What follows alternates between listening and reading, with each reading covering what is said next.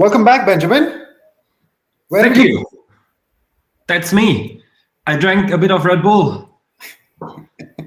Or a couple of espressos. Sugar-free Red Bull, very good. I like that. Actually, I've been thinking about it because I've been like almost a month without getting a drink. We had a glass of wine here and there, but I don't mind having an occasional drink now. Wine, no beer, but sugar is the one I'm planning to cut out next. Sugar-free is the way. Do it. I can only support it. But I also have agua. Who said that? Cristiano Ronaldo. Actually, shit, I can't believe I actually forgot. I should have worn my jersey. Why did I not decide? Okay. No. Man, if you would have me, then what would you do? Actually, no, hold on. I'm wearing my jersey and coming back. Hold on. If you weren't able to tell yet, he's excited that CR7 or whatever jersey he's going to wear is back at Man United. I think there were some tears of joy involved, if I remember correctly. At least that's what he. Oh my God!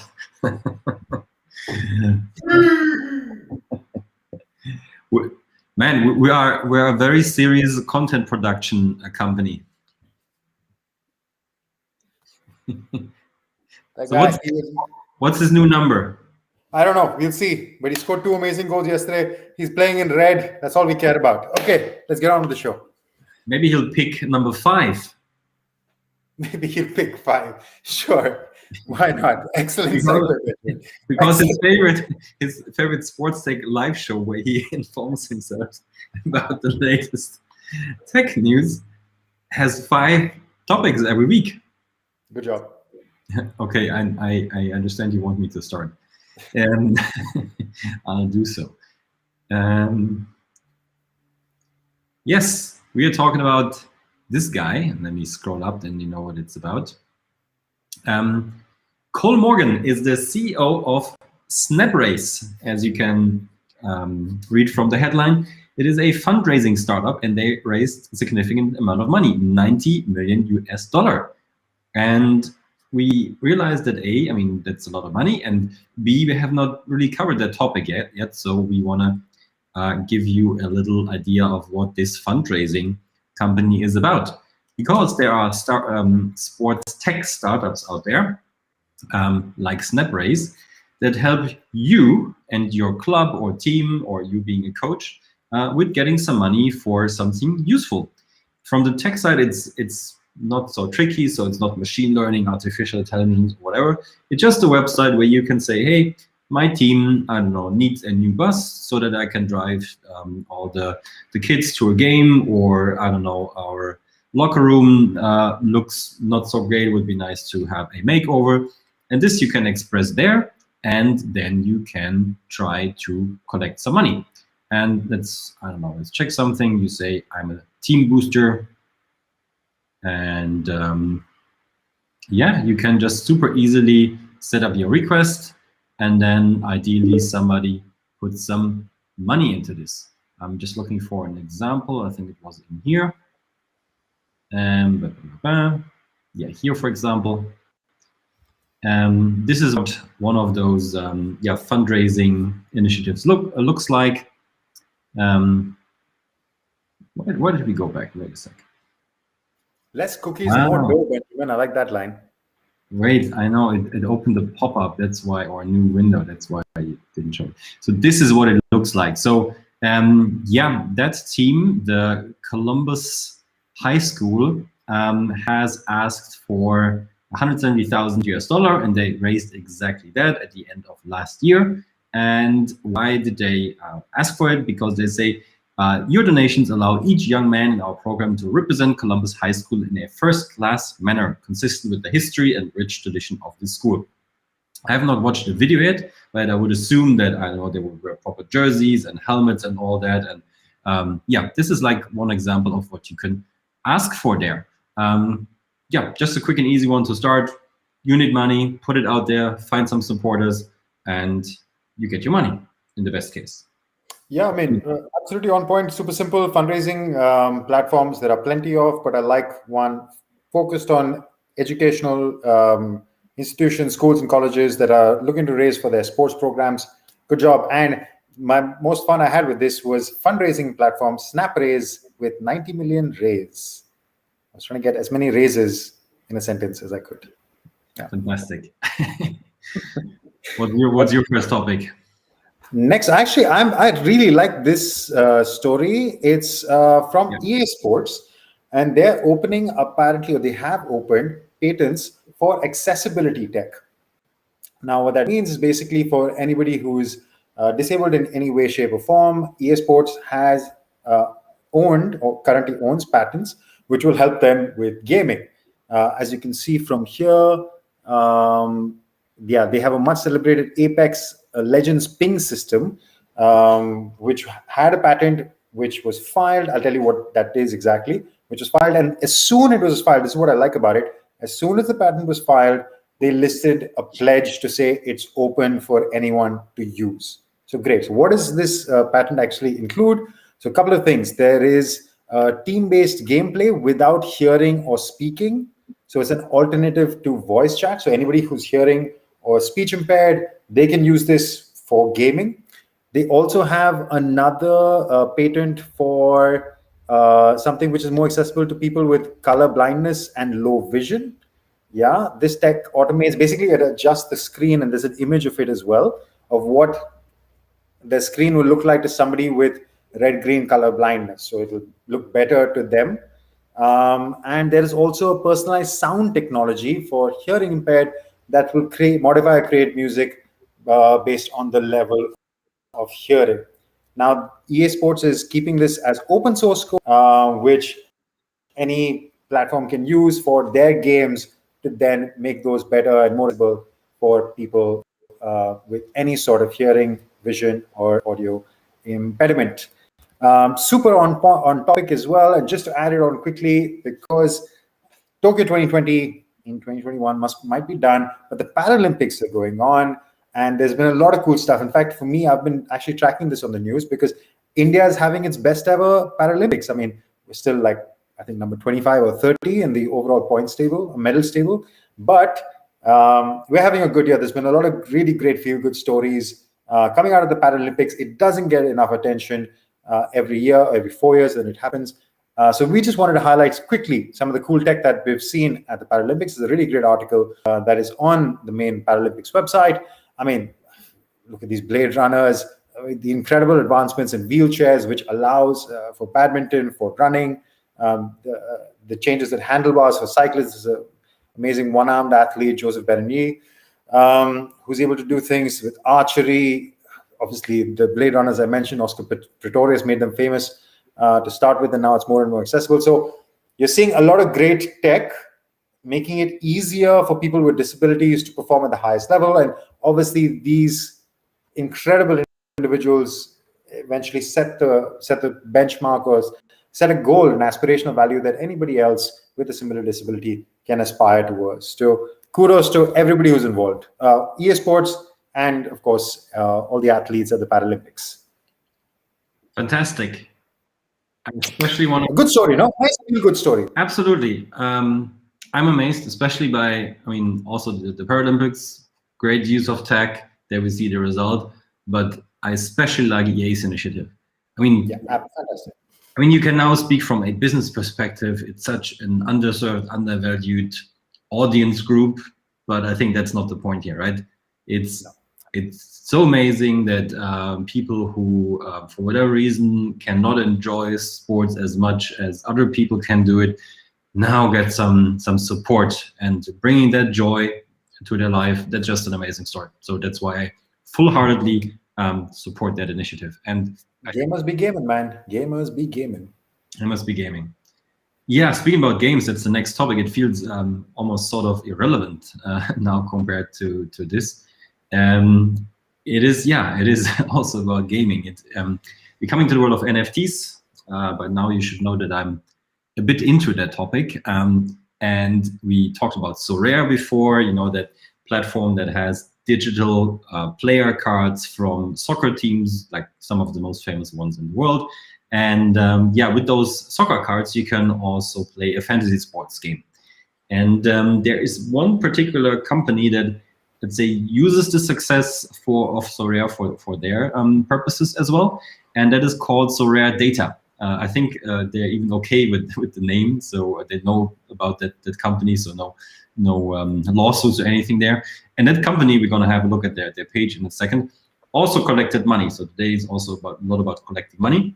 They collected $700,000 to build the future of play-to-earn games companion apps. So it is a companion app for Sorare. What it looks like, one sec. This is SorareData, and as the name suggests, and this screen shows you, it is about data. Yeah, so you see, I don't know, auction of those digital collectible cards over the last 24 hours, offer volume, I don't know, whatever index they create here. I guess it's the SorareData index. Most sold rare players, rising players, and a bunch of other statistics that you can check here. I don't know, you can say goalkeeper from, let's go for Major League Soccer, and I don't know, limited ones, and is a starter, whatever, and can filter that by game week. So you get a bunch of different data that is useful for you to buy and sell cards, and also use those players in the fantasy sports games that I just mentioned. So basically, yeah, an enabler or helper for your trading and fantasy sports. As simple as that. And as we know, Mr. Malhotra up there, the dude in the red jersey, is big into fantasy sports. And I know that you use companion apps. Yeah, two questions, Ben. So first one, I know you have some Sorare cards. Yeah. Did you check out yours? Did you find this platform useful in terms of the data? To be honest, I have not been on Sorare in months. I bought a couple players. Not interested anymore. He has bigger. That's because he has bigger NFTs to fry. That's the only reason why. That's true. But the thing is, Ian Robin ended his career, so the card that I got is the only one available on Sorare. I'm not sure if that is any helpful for the market value. But no, I haven't checked it in a long time. But back then I was using it for a bit, but I never got so deep into it. Got it. No, and the second thing I was going to ask was, because people who are watching the stream who are familiar with the NFT space might be familiar with a tool called Rarity Tools. Is this basically that equivalent for Sorare? Is that what they're saying? Which ranks by rarity, and you can see different traits and this kind of thing? Yeah, I mean, it's difficult to draw that analogy, but yeah, it's a little bit like that. But because the Sorare cards have a different utility, you can play fantasy sports, that brings in a different angle. But yes, you can also do those rankings and see sales and all of that. Yeah, don't worry. I mean, Ben's not interested in Sorare because he's been going bananas otherwise. But we'll move on to our next topic, which is, of course, some really cool startup acceleration innovation programs. A big brand, ladies and gentlemen, Decathlon announced theirs today. Can't lie, it wasn't a secret to us because we're the guys in the know. But it's it's been made public. It's actually a really cool initiative. I want to walk you through it. And there was also another program called leAD, which really good friends of ours based out of Berlin. They announced a second cohort. So these are the two stories I'm going to talk about. First, about Decathlon. I mean, actually, I was quite impressed by the website. The way the program is laid out is really well explained. It's based out of Decathlon, Spain. That's the first thing to clarify, but it is for startups anywhere in the world. You can tell that because the language is also available only in English and Spanish. But the future of the best sports tech startups, quickly scrolling through what this means. There's a program which lasts 4 months, beginning now in September. This is the first part. First of all, there's this whole idea of support for, or let's say, the future, building the future program from Decathlon. Supported by Decathlon is just the first initiative. They have big plans here, some very interesting stuff. So the first part is that they're going to select a bunch of startups and run, let's say, some sort of pilot program with the selected guys over a period of 4 months. Yeah, what are they looking for? Early stage companies with a couple of founders, some traction, who are kind of, it makes sense to fit into the Decathlon ecosystem. For example, I'm not sure whether fantasy sports or something like that might fit here. Maybe there's an application that Decathlon is working on secretly. I don't know, but you see what I mean. Something that fits into the e-commerce or products or of the different sports that Decathlon supports. Startups from any country, solutions for our challenges, so on. Why Decathlon? Of course, what they provide: metering, mentoring, proof of concept. They help you with distribution and their brand. You can, of course, read all of this, the stages of the program. There's an open call, which is open now. Application deadline is the 27th of September, so only a month. Finalist selection and go there. So really good, actually really nicely done on the website. And quickly also, leAD, who has their partnership with Lake Nona. What is Lake Nona, in case you are wondering? Well, Lake Nona is basically a smart city. It's based right next to Orlando, Florida. It's the fastest growing, most innovative communities. It's basically, let's say, a private city. It's not really so much powered by the government. It's powered by private individuals. leAD from Berlin went and set up a SportsTech accelerator there, and they have announced the second cohort now, which features 6 really cool companies and some familiar faces. Shout out to Natalie and Fernanda in case they're watching this, and I think Mina's there as well. Whole bunch of applications. Sorry? Was Aaron on the picture? I don't see Aaron. I missed him. Oh, no, by the way, it was Aaron's birthday yesterday, I think. I forgot to say happy birthday, or 2 days ago.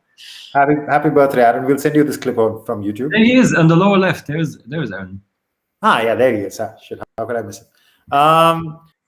But yeah, quickly about these startups. So there's Kutai, which is an AI-powered for assistant for eating, to help you with eating habits.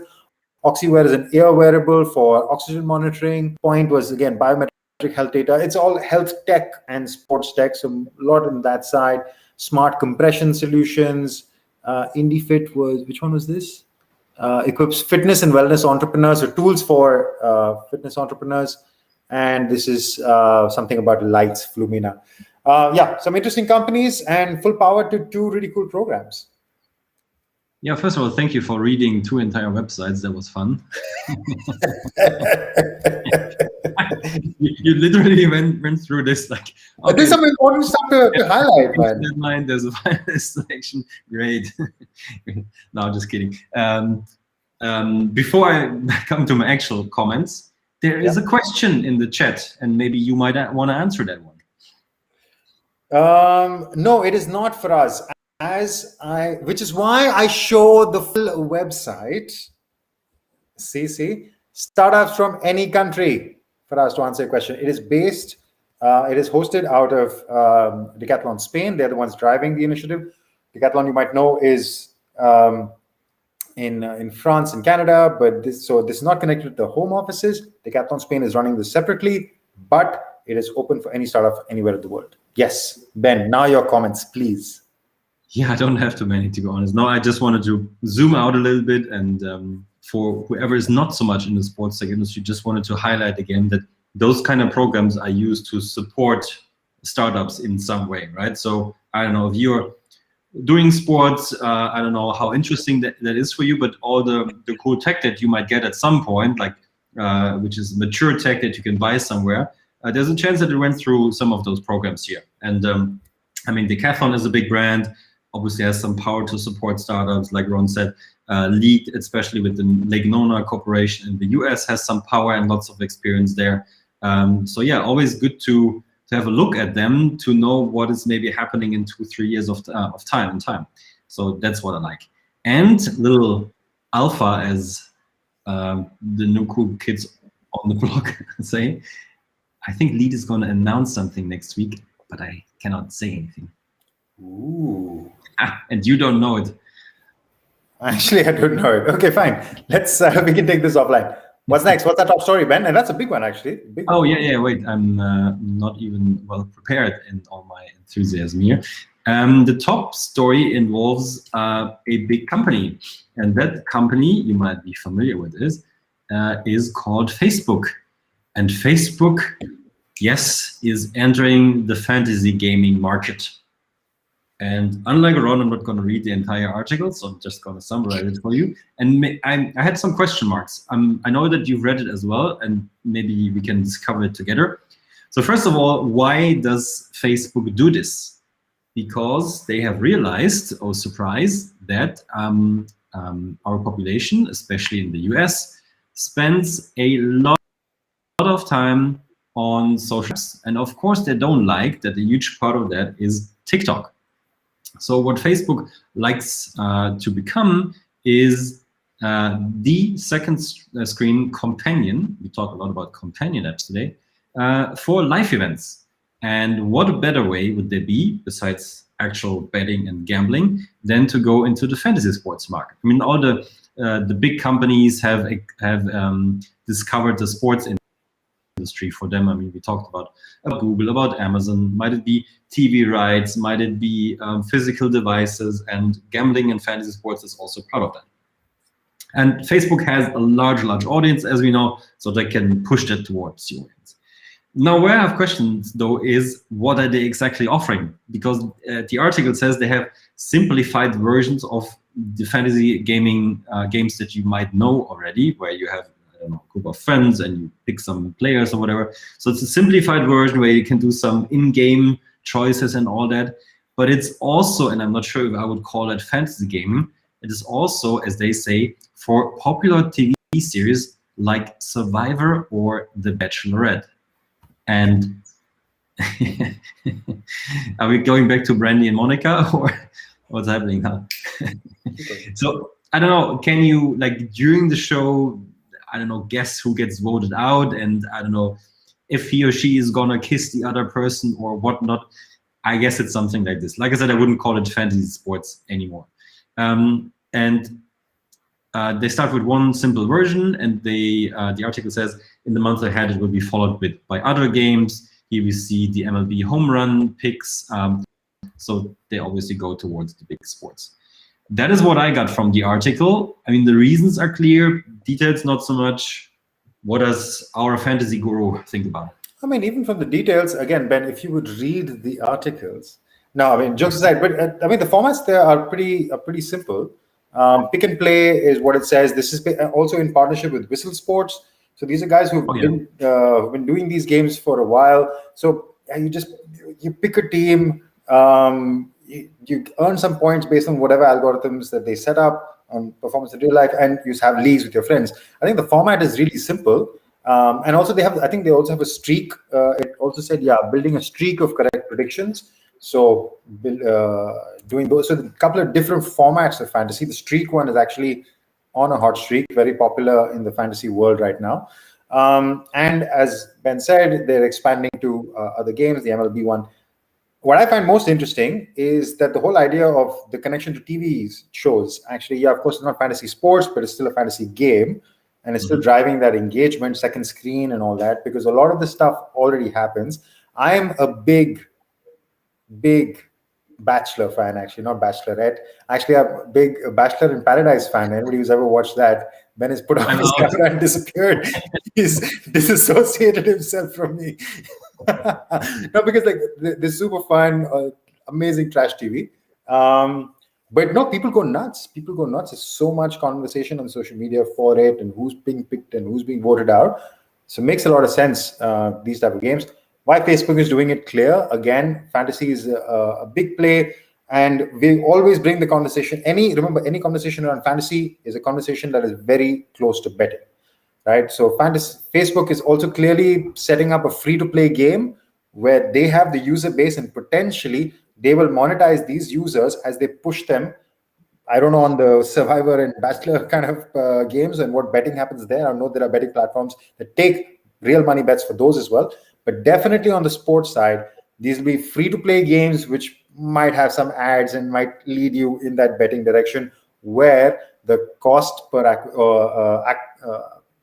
acquisition, CAC cost, that betting providers pay free-to-play games is enormous. So really interesting monetization angle for Facebook that they can bring in. Maybe they'll say, no, of course, we don't want to get close to betting. But man, any relation to fantasy is very close to betting. And especially in the US market where the legal landscape is changing so fast, I can imagine Facebook maybe not being so far away from a sports book at some point. Who knows? Yeah, I mean, last week, what was it? you probably talked about Fanatics last week, or was it the week before? I can't remember. The Fanatics launching a sportsbook was the week before. Last week was Fanatics again. Sorry, about they're winning all the contracts for the digital card contracts from MLB, blah blah blah.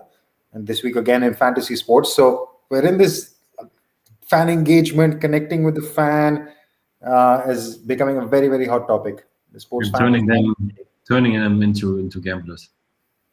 Maybe. Okay, so to make a connection to where we started with Man United. We talked about trash TV, and as Man United, unlike some years ago, is not trash TV anymore. I know he's trying to make some lame connection to Man United. You have to watch the Survivor now to get your dose of trash TV. Okay. Yeah, I don't know what lame jokes Ben is cracking, but Man United will survive and thrive this year. No, it's going to be a home run. Yeah, it'll be a home run. It'll be a winner. All right, so take us home, Ben. Not much else to say. I think we are done for today. Yeah, we have talked about our shop before, right? HelloSportsTech.com/shop. We can check out cool products and see which ones are available on the market. We don't get paid for this. We don't earn any money with this. Just to make that point. So just for you to explore and see what's out there. Anything else we need to talk about, Ron, or are we done? No, just another quick shout out, a plug for our YouTube channel. I mean, of course, you're there if you're watching this on YouTube, but go check out our other review videos. We did another fun one. I think Ben tested, we did the football app, Get Metrics. I mentioned that on the show a couple of weeks ago. This week, I tested something for swimming. We have a cool running one coming up. So nice, some interesting solutions. That channel is also building slowly, but go drop a like, subscribe. We'd appreciate it. And no worries, you will not see Ron in Speedos. No, you will not. But you might see Ben on a horse, though. So I'm waiting for it. Yeah, exactly. All right. Finito. Have a good one. Cheers.